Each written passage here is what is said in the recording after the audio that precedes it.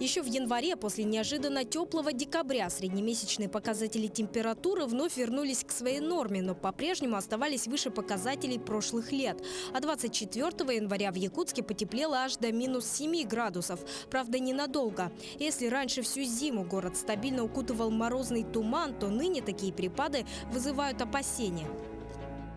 Масса действительно была очень теплая. Была серия атлантических циклонов, которые прямо напрямую проходили до территории Якутии через все наши регионы и приносили достаточно много тепла.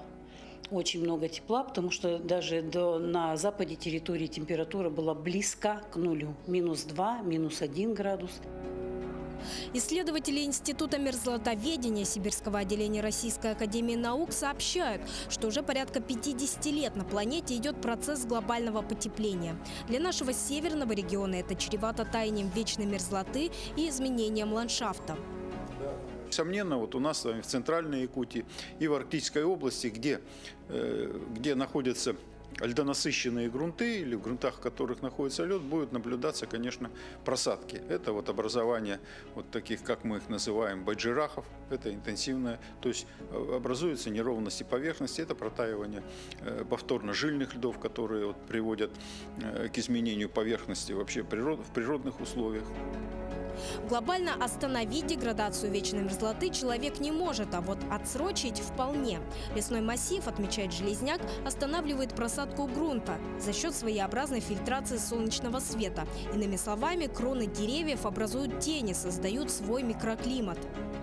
В настоящий момент вот у нас с вами в Центральной Якутии наименьшие тренды изменения и температуры, и сезона талого слоя, они как раз происходят в лесных массивах.